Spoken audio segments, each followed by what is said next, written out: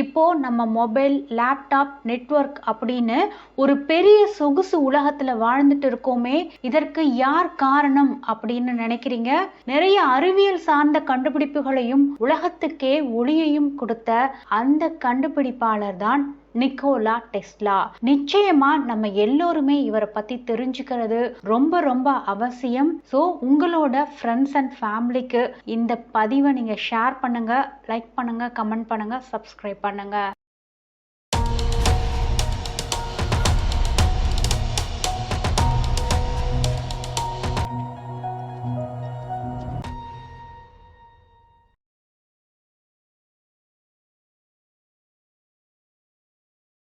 1856 ஜூலை 10 ஆஸ்திரிய பேரரசு பகுதியில இருந்த ஸ்மிலிஜான் அப்படிங்கிற கிராமத்துல இடி மின்னலோட புயல் வீசிட்டு இருக்கு. டியூகாங்கிற பொண்ணுக்கு அந்த நேரத்துல ஒரு குழந்தை பிறக்குது. இந்த மாதிரி அபசகுணமான நேரத்திலயா இந்த குழந்தை பிறக்கணும், இது இருளின் குழந்தையாகத்தான் இருக்கும் அப்படின்னு பிரசவம் பார்த்த பெண் வருத்தப்படுறாங்க. அப்போ டியூகா தன்னோட குழந்தைய பார்த்துக்கிட்டே, இல்ல இது ஒளியின் குழந்தை அப்படின்னு சொல்றாங்க. அந்த குழந்தை தான் நிக்கோலா டெஸ்லா. பிற்காலத்துல உலகமே ஒளியில் ஒளிர இந்த குழந்தை தான் ஒரு காரணமா இருக்க போகுது அப்படின்னு அப்போ யாருக்குமே தெரியல. ஆஸ்திரியால கிராஸ்ல இருக்க இம்பீரியல் ராயல் டெக்னிக்கல் கல்லூரியில சேர்ந்த டெஸ்லா முதல்ல நல்லா தான் படிச்சு கல்லூரியிலேயே முதன்மையான மாணவராகவும் இருந்தாரு. ஆனால் என்ன காரணம்னு தெரியல, கல்லூரியில 3வது வருஷம் படிச்சுட்டு இருக்கும் போதே சரியா படிக்காம பல பாடங்கள்ல தோல்வி அடைஞ்சு கல்லூரி படிப்பை முடிக்காமலே வெளியேறிடுறாரு. அதுக்கு பிறகு கிராஸ்ல அவர் முதல்ல கிராம் டைனமோவை பார்க்கிறாரு. இந்த கிராம் டைனமோ அப்படிங்கிறது இயந்திர ஆற்றலை மின் ஆற்றலா மாற்றுவதற்கு உண்டான ஒரு இயந்திரம். தொழில்துறைக்கு இந்த கிராம் டைனமோ ரொம்பவே யூஸ்ஃபுல்லா இருக்கு. ஏன்னா தொழிலுக்கு தேவையான மின்சாரம் வழங்குற திறன் இந்த டைனமோ கிட்ட இருக்கு. இப்போ நாம யூஸ் பண்ற எலக்ட்ரிக்கல் மோட்டரா இருக்கட்டும், alternate current transformer, rotary current டிரான்ஸ்ஃபார்மரா இருக்கட்டும், இதுக்கு எல்லாமே இந்த கிராம் டைனமோ தான் சீனியர். டெஸ்லா இந்த கிராம் டைனமோவை ஜெனரேட்டரா இயங்க வச்சு தலைகீழா மாத்தி பார்க்கறாரு. அது மின்சார மோட்டரா மாறுது. திரும்ப அதை வச்சே மாற்று மின்னூட்டத்தை, அதாவது ஆல்டர்னேட் கரண்ட் அப்படிங்கிற பவரை உருவாக்கி அதை பயன்படுத்துறதுக்கும் வழியை உருவாக்குறாரு. அதற்காக ஹங்கேரியின் தலைநகரான புடாபெஸ்டில் அவர் ரொட்டேட்டிங் மேக்னெட்டிக் ஃபீல்ட் கொள்கையை காட்சிப்படுத்தி இண்டக்ஷன் மோட்டருக்கான திட்டங்களை உருவாக்கி ஏசி பவரை வெற்றிகரமா பயன்படுத்துவதற்கான முதல் படியை எடுத்து வைக்கிறாரு. 1883 ஸ்ட்ராஸ்பர்க்ல வேலை செஞ்சுக்கிட்டே ஓய்வு நேரத்துல ஏற்கனவே பிளான் பண்ணி வச்சிருந்த முதல் இண்டக்ஷன் மோட்டரை உருவாக்குறாரு. அதுக்கப்புறம் 1884 மின்சாரம் மற்றும் இயந்திரவியல் பொறியாளரா எடிசன் கிட்ட வேலை செய்ய அமெரிக்கா போறாரு. அவர் அமெரிக்காவில காலடி எடுத்து வைக்கக்குள்ள அவரோட பையில இருந்தது 2 சென்ட்டும் பறக்கும் இயந்திரத்தை உருவாக்குவதற்கான செய்முறை கணக்கு மட்டுமே இருந்துச்சு. எடிசன் கிட்ட வேலை பார்க்க தொடங்குறாரு. அந்த சமயத்துல நேர்திசை மின்னூட்டத்தை பயன்படுத்தி, அதாவது நேர்திசை மின்னூட்டம் அப்படின்னா டைரக்ட் கரண்ட் அப்படின்னு சொல்லுவோம், இது டிசி பவர் அப்படின்னு சொல்லலாம். அந்த நேர்திசை மின்னூட்டத்தை பயன்படுத்தி அதை பரவலா மக்கள் பயன்பாட்டுக்கு கொண்டு வர முயற்சியில இருந்தாரு எடிசன். உலகம் வேகமா வளர்ந்துகிட்டு வந்த காலகட்டம் இது. அதனால நிறைய ஆற்றல் தேவைப்படுது. லைட் எரிய வைக்கிறதுக்கு, இயந்திரங்களை இயக்குறதுக்குன்னு புதுசா ஏதாவது வழியை கண்டுபிடிக்கிறதுக்காக நிறைய போட்டி இருந்துச்சு. ஏன்னா அந்த சமயம் எலக்ட்ரிக் யூசேஜ் அப்படின்றது அந்த அளவு இல்லாத காலகட்டம். அதனால மின்சார கடத்தலுக்கு டிசி கரண்ட்டை பயன்படுத்தலாமா இல்ல ஆல்டர்னேட் கரண்ட்டை பயன்படுத்தலாமா அப்படின்னு அப்போ அமெரிக்க பிசினஸ்மேன் அண்ட் என்ஜினியரா இருந்த ஜார்ஜ் வெஸ்டிங் ஹவுஸுக்கும் டெஸ்லாவின் முதலாளி தாமஸ் எடிசனுக்கும் பயங்கரமான போட்டி நடக்குது. தாமஸ் எடிசனோட நிறுவனம் டிசி பவர்ல மட்டும்தான் முதலீடு செஞ்சாங்க. அது எப்படி செயல்படும் அப்படின்னு பாத்தீங்கன்னா, கொஞ்ச தூரத்துக்கு மட்டும்தான் மின்சாரத்தை கடத்தும். ஒரே ஒரு மின்னழுத்தத்தால மட்டுமே பாயக்கூடியதா இருந்துச்சு. ஆனா ஏசி பவர் அப்படி கிடையாது. அதாவது ஆல்டர்னேட் கரண்ட் அப்படின்னு சொல்லுவோம். இது பாத்தீங்கன்னா பல திசையில பாயும், ரொம்ப தூரமா இருக்கிற இடத்துக்கு கூட மின்சாரத்தை கடத்தக்கூடியதா இருந்துச்சு. அதே மாதிரி மின் அழுத்தத்தை நம்ம இஷ்டத்துக்கு அதிகமா மாத்தலாம், இல்லைன்னா குறைக்கலாம். டெஸ்லாவை பொறுத்த வரைக்கும் எப்பவுமே புதுசா எதையாவது கண்டுபிடிச்சுக்கிட்டே இருக்கணுங்கிறதுல ஆர்வம் ரொம்ப அதிகம். ரொம்ப நாள் தூங்கவே மாட்டாரு. ஒரு நாளைக்கு 3 மணி நேரம் தூங்குறதே அதிகம். இதனால பல நாள் தூங்காம தன்னோட கண்டுபிடிப்புகள்ல கவனம் செலுத்திட்டு இருக்கிறாரு. நேர்திசை மின்னூட்டத்தை விட எதிர்திசை மின்னூட்டத்தை பயன்படுத்தினா இன்னும் எளிதா குறைவான செலவுலையும் மின்சாரத்தை நீண்ட தூரம் கடத்த முடியும்னு டெஸ்லா நம்புறாரு. இத எடிசனுக்கு புரிய வைக்க முயற்சி செய்யறாரு. இது எடிசன் வேண்டாம் அப்படின்னு மறுத்துடுறாரு. இதுக்கு என்ன காரணம் அப்படின்னு பாத்தீங்கன்னா, எடிசனை பொறுத்த வரைக்கும் நேர்திசை மின்னூட்டம் தான் உண்மையா செயல்படும் அப்படின்னு முழுசா நம்புறாரு. டெஸ்லாவுக்கான சம்பளத்தையும் எடிசன் கம்பெனி சரியா தரல. இதனால 2 பேருக்கும் கருத்து வேறுபாடு உருவாகுது. இதுக்கப்புறம் தான் எடிசனை விட்டு பிரிஞ்சு வந்து தனியாகவே எதிர் திசை மின்னூட்டத்தை, அதாவது ஏசி பவரை வச்சு மின்சாரத்தை கடத்துற முறையை மேம்படுத்த தொடங்குறாரு டெஸ்லா. இந்த சமயத்துல தான் மே 1888 பிட்ஸ்பர்க்ல இருக்க வெஸ்டிங் ஹவுஸ் எலக்ட்ரிக் கம்பெனியின் தலைவரான ஜார்ஜ் வெஸ்டிங் ஹவுஸ் தொழிலதிபரோட அறிமுகம் டெஸ்லாவுக்கு கிடைக்குது. இவர் தானே ஏற்கனவே எடிசன் கூட போட்டியில இருக்கிறது. சோ டெஸ்லாவோட மூளையையும் தன்னோட பணத்தையும் இணைச்சு எடிசன் கூட போட்டியிட ஆரம்பிக்கிறாங்க. ஜார்ஜ் வெஸ்டிங் ஹவுஸ் டெஸ்லாவின் பாலிஃபேஸ் அமைப்பையும் இப்போ நம்ம பயன்படுத்திட்டு இருக்க டைனமோக்கள், டிரான்ஸ்ஃபார்மர்கள் மற்றும் மோட்டருக்கான காப்புரிமையையும் வாங்குறாரு. டெஸ்லாவோட ஏசி பவரை கொடுத்தா எங்கடா அது தன்னோட பிசினஸ் படுத்துருமோ அப்படின்னு எடிசன் நினைச்சதுனால மக்கள் கிட்ட ஏசி பவரை பயன்படுத்தினா மொத்த இண்டஸ்ட்ரியும் ஃபயர் ஆகும், திடீர்னு எல்லாமே எரிஞ்சு போயிடும், ஷாக் அடிக்கும் இப்படின்னு பல பொய்யான காரணங்களை சொல்லி டெஸ்லாவோட ஏசி கரண்ட்டை பயன்படுத்த தன்னோட அதிருப்தியை தெரிவிக்கிறாரு. எடிசன் இதோட மட்டும் நிக்கல, மக்களை நம்ப வைக்கணும் அப்படின்னு சொல்லி ரோட்ல போற மாடு, குதிரை, நாய்னு விலங்குகளை சாகடிக்கிறாரு. அதுக்கு காரணம் ஏசி பவர் அப்படின்னு சொல்றாரு. டெஸ்லாவோட ஏசி மின்சார முறை ஆபத்தானதுன்னு தொடர்ந்து எடிசன் பிரச்சாரம் பண்ணிக்கிட்டே இருக்கிறாரு. ஏற்கனவே எடிசன் மக்களுக்கு பயன்படக்கூடிய சில கண்டுபிடிப்புகளை உருவாக்கி இருந்ததால மக்களும் எடிசனுக்கு கொஞ்சம் ஆதரவாகவே இருக்கிறாங்க. ஆனா கடைசியில தன்னோட யோசனை தான் மின்சாரத்தை எளிதா கடத்துறதுக்கான வழின்னு டெஸ்லா நிரூபிக்கிறாரு. இறுதியில இதுல வெற்றியும் பெற்றாரு. இன்னைக்கு நாம டெஸ்லா கண்டுபிடிச்ச ஏசி பவர் முறையில தான் மின்சாரத்தை அதிக தூரங்களுக்கு கொண்டு போயிட்டு பயன்படுத்திட்டு இருக்கோம். அது மட்டும் கிடையாது, இந்த ஏசி பவர் இன்னைக்கும் புதுசுதான்.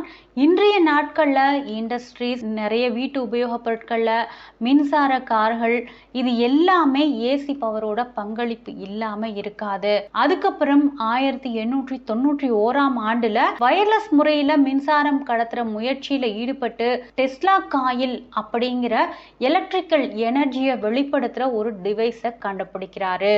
இது இன்னைக்கும் நம்ம பயன்படுத்திட்டு இருக்க ரேடியோ, டிவி, எலக்ட்ரானிக் டிவைஸ்ல பயன்படுத்தப்படுது. 2 ஆண்டுகளுக்கு பின்னாடி வெஸ்டிங் ஹவுஸ் டெஸ்லாவோட ஏசி பவரை பயன்படுத்துறாங்க. 1893ல சிகாகோவில் உலகின் கொலம்பிய கண்காட்சி நடக்குது. உலக கொலம்பிய கண்காட்சியை ஒளிர செய்வதற்கான போட்டியில வெற்றி அடைகிறாங்க. அதுக்கு பின்னாடி டெஸ்லா உலக புகழ் அடைகிறாரு. இந்த இடத்துல தான் டெஸ்லா உருவாக்குன ஏசி பவரை உலக மக்கள் எல்லாருமே ஏத்துக்கிறாங்க. டெஸ்லாவின் பெயர் மற்றும் காப்புரிமையும் அங்க வழங்கப்படுது. அதுக்கப்புறம் நீர்நிலைகள்ல இருந்து மின்சாரம் தயாரிக்கிற முதல் ஹைட்ரோ எலக்ட்ரிக் பவர் பாயிண்ட வடிவமைக்கிறாரு. 1896ல நயகரா நீர்வீழ்ச்சியில தான் முதல்ல ஹைட்ரோ எலக்ட்ரிக் பவர் பிளான்ட் வடிவமைக்கப்படுது. ஸோ இதை வடிவமைக்கிறது அப்படின்றது பார்த்தீங்கன்னா டெஸ்லா தான். 1898ல ரிமோட் கண்ட்ரோல் மூலமா டெலி ஆட்டோமேட்டிக் படகை எல்லோருக்கும் இயக்கி காமிக்கிறாரு. ஆனா அங்க இருக்கிறவங்களுக்கு இதுல சந்தேகம் வருது. அதனால ஸ்கொயர் ஃபயர் கார்டன்ல எல்லாரும் முன்னாடியும் படகு ரிமோட் கண்ட்ரோல்ல இயங்குறதுக்கான காரணத்தை தெளிவா சொல்லி விளக்குறாரு. அதுக்கப்புறம் 1899 கொலராடோவில் இருக்கிற நிக்கோலா ஆய்வகத்துல நிக்கோலா டெஸ்லா ஒரு விளம்பர புகைப்படம் ஒன்னை எடுத்து வெளியிடுறாரு. அதுல என்ன இருந்துச்சு அப்படின்னு பாத்தீங்கன்னா, டெஸ்லா மில்லியன் கணக்கான வோல்ட் மின்சாரத்தை உற்பத்தி செய்யும் திறன் கொண்ட தான் கண்டுபிடிச்ச ஆம்பிளிஃபையர் டிரான்ஸ்மிட்டரோட கொடுக்கிறாரு. ஸோ அந்த ஒரு வருடம் அந்த இடத்துலயே தங்கி இருக்கிறாரு. அப்போ இன்னொரு விஷயத்தையும் அவர் பண்றாரு. நிலப்பரப்பு நிலையான அலைகளை வச்சு பூமியை ஒரு கடத்தியா பயன்படுத்தலாம் அப்படின்னும் ஒரு குறிப்பிட்ட மின் அதிர்வெண்ணில் அதை எதிரொலிக்க செய்யலாம் அப்படிங்கிறத நிரூபிச்சு காமிக்கிறாரு. அதுக்காக டெஸ்லா 40 கிலோமீட்டர் தூரத்துல இருந்து கம்பிகளே இல்லாம 200 விளக்குகளை ஏற்றி மின்னலை உருவாக்கி 41 மீட்டர் அளவுக்கு பிளாஷ்களை உருவாக்குறாரு. இப்படி அவர் செய்யக்குள்ள தன்னோட கொலராடோ ஆய்வகத்துல வேறொரு கிரகத்துல இருந்து சிக்னல் வந்தது அப்படின்னு உறுதியா சொல்றாரு. இதனால பாதி மக்களும் அறிவியல் பத்திரிகை துறையை சார்ந்தவங்களும் டெஸ்லாவை பைத்தியம் அப்படின்னு கிண்டல் பண்றாங்க. நீங்க இன்றைய காலகட்டத்துல நினைச்சு பாருங்க, நமக்கு எல்லோருக்குமே ஏலியன்ஸை பத்தின சந்தேகம் நிறையவே இருக்கு. இந்த விஷயத்த அன்னைக்கே டெஸ்லா ரொம்ப ஈஸியா சொல்லிட்டு போயிட்டாரு. 1900 வருஷத்துல நியூயார்க்கிற்கு திரும்ப போன டெஸ்லா லாங் ஐலாண்ட்ல தன்னோட வயர்லெஸ் உலக ஒளிபரப்பு கோபுர கட்டுமானத்தை தொடங்குறாரு.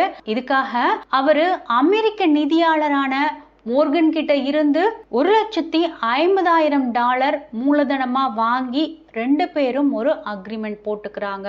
அது என்னன்னா, டெஸ்லா தன்னோட டெலிபோனி மற்றும் டெலிகிராஃபிக்கான காப்புரிமையில 51% மோர்கனுக்கு கொடுக்கணும் அப்படின்னு. இதனால என்ன பெனிஃபிட் அப்படின்னா, உலகம் முழுவதும் இருக்க தகவல் தொடர்பு மற்றும் படங்கள், செய்திகள், வானிலை எச்சரிக்கைகள், பங்கு அறிக்கைகளை இதன் மூலமா அனுப்பிக்கலாம். ஸோ அனுப்புறதுக்கான அந்த ப்ராஜெக்ட் அப்படின்றது இதுதான்.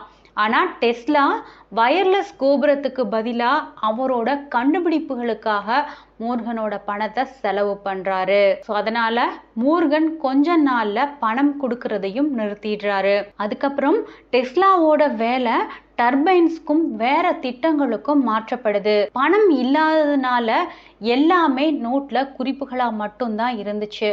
இந்த குறிப்புகளை இன்னைக்கும் பயன்படுத்தப்படாத தடயங்களுக்காக அறிவியல் ஆர்வலர்களால் ஆராய்ச்சி செய்யப்பட்டுதான் இருக்கு. 1915 எடிசனும் டெஸ்லாவும் நோபல் பரிசை ஷேர் பண்ண போறாங்க அப்படின்னு ஒரு தகவல் வெளியாகுது. அந்த தகவல் தவறானது அப்படின்னு டெஸ்லா உணர்ந்ததால ரொம்ப கடுமையான ஏமாற்றத்திற்கு உள்ளாகிறாரு. அதுக்கப்புறம் டெஸ்லா 1917 எடிசன் பதக்கத்தையும் வாங்குறாரு. இந்த பதக்கம் அப்படின்றது அமெரிக்க மின் பொறியாளர்களுக்கு வழங்கும் மிக பெரிய ஒரு உயர்ந்த கௌரவமான விருது. டெஸ்லா கண்டுபிடிச்ச கண்டுபிடிப்புகள் அப்படின்னு பார்த்தோம்னா ரொம்ப ரொம்ப முக்கியமானது இந்த ஏசி பவர் அப்படிங்கிறது ஆல்டர்னேட் கரண்ட்னு சொல்லுவோம். ஸோ இது இல்லாம 80% இன்னைக்கு நம்ம உலகத்துல எலக்ட்ரிக் பொருட்களை பயன்படுத்தவே முடியாது. ஸோ அதற்கடுத்தது பார்த்தீங்கன்னா டெஸ்லா சுருள், amplifier transmitter, Tesla turbine, shadow diagram, ரேடியோவை மார்க்கோனி உருவாக்கி இருந்தாலும் அதற்கான காரணகர்த்தா அப்படின்றது பார்த்தீங்கன்னா டெஸ்லா தான். Radio, neon light, induction motor, remote control boat, இந்த மாதிரி நிறைய விஷயங்களை டெஸ்லா தான் கண்டுபிடிச்சாரு. இது மட்டும் கிடையாது, இன்னைக்கு நம்ம டிவி ரிமோட்ல ஆரம்பிச்சு மொபைல் போன் வரைக்கும் டெஸ்லாவோட கண்டுபிடிப்போ ஐடியாவோ ஏதோ ஒன்று அதுல இருக்கதான் செய்யும். இன்னைக்கு நம்ம பயன்படுத்துற 80% எலக்ட்ரிக் ஐட்டம்ஸ்ல டெஸ்லாவோட கண்டுபிடிப்பும் ஐடியாவும் நிச்சயமாக உண்டு. இப்படி டெஸ்லா கண்டுபிடிச்ச மேம்படுத்திய கண்டுபிடிப்புகள் ரொம்பவே ஏராளம் அப்படின்னு சொல்லலாம். கிட்டத்தட்ட 26 நாடுகள்ல 196 கண்டுபிடிப்புகளுக்கான காப்புரிமையை டெஸ்லா வாங்கி இருந்தாரு. இன்னைக்கு வயர்லெஸ் எலக்ட்ரிசிட்டிங்கிறத ஒரு யோசனையா தான் முன் வச்சு பேசிட்டு இருக்கிறாங்க. ஆனா கிட்டத்தட்ட 100 வருஷங்களுக்கு முன்னாடியே இத பத்தி யோசிச்சவர் டெஸ்லா தான். அறிவியல் உலகத்துல டெஸ்லாவோட பங்களிப்பை மனசுல வச்சு அவருக்கு பெருமை சேர்க்கும் விதமா மேக்னெட்டிக் ஃப்ளக்ஸ் டென்சிட்டியை அளக்கிறதுக்கான அளவையா டெஸ்லாவோட பெயரை பயன்படுத்துறாங்க. இன்னைக்கு எலான் மஸ்கோட டெஸ்லா நிறுவனத்தை பத்தி நம்ம எல்லாருக்குமே தெரியும். அந்த பெயரே நிக்கோலா டெஸ்லாவை கௌரவப்படுத்துறதுக்காக தான் எலான் மஸ்க் தன்னோட நிறுவனத்திற்கு வச்சிருக்காரு. தன்னோட கண்டுபிடிப்புகளை பயன்படுத்தி பணம் சம்பாதிக்கணும் அப்படிங்கிற ஆசை எப்பவுமே டெஸ்லாவுக்கு இருந்ததே இல்லையா. டெஸ்லாவோட ஆசையே அறிவியல் கண்டுபிடிப்புகளும் மக்களுக்கு ரொம்ப பயன்படணும் அப்படிங்கிறது தானா. அறிவியல் உலகத்துக்கு இவ்வளவு உழைச்சிருந்தாலும் தன்னோட கடைசி காலகட்டத்துல கவனிக்க யாருமே இல்லாம நியூயார்க்ல ஒரு ஹோட்டல்ல இரத்த குழாய்கள்ல அடைப்பு ஏற்பட்டு 1943 ஜனவரி 7 இறந்து போனாரு டெஸ்லா கடைசி வரைக்குமே கல்யாணம் செஞ்சுக்கல. அவருக்கு தன்னோட பர்சனல் லைஃப பத்தின கவலையும் பெருசா இருந்ததே இல்ல. 1893 டெஸ்லா சுவாமி விவேகானந்தரோட கொள்கைகளால ஈர்க்கப்படுறாரு. கடிதம் மூலமா 2 பேரும் பேசிக்கிறாங்க. நேர்ல சந்திக்கிறப்போ டெஸ்லா விவேகானந்தரோட ஆன்மீகம் தத்துவம் சார்ந்த விஷயங்களை பாராட்டுறாரு. விவேகானந்தர் டெஸ்லா ஒரு புதுமையான கண்டுபிடிப்பாளர், மின் பொறியியலாளர் அப்படின்னு பாராட்டுறாரு. 2 பேருக்குள்ளேயுமே ஒரு நல்ல நட்பு இருந்ததாகவும் சொல்லப்படுது. நிக்கோலா டெஸ்லாவோட உடைமைகள், குறிப்புகள்னு இன்னமும் அவரை பத்தின விஷயங்கள் ஐரோப்பாவின் செர்பியாவின் பெல்கிரேட்ல இருக்க நிக்கோலா டெஸ்லா அருங்காட்சியகத்துல பாதுகாப்பா மக்களோட பார்வைக்கு வச்சிருக்காங்க. மக்களே நிச்சயமா நம்ம இந்த மாதிரி ஒரு கண்டுபிடிப்பாளரை என்னைக்குமே மறந்துடக்கூடாது. இன்னைக்கு இந்த உலகம் வெளிச்சத்துல இருக்குது அப்படின்னா காரணம் அப்படின்றது டெஸ்லா தான். இத பத்தி நீங்க என்ன நினைக்கிறீங்க அப்படின்றத கமெண்ட்ல சொல்லுங்க.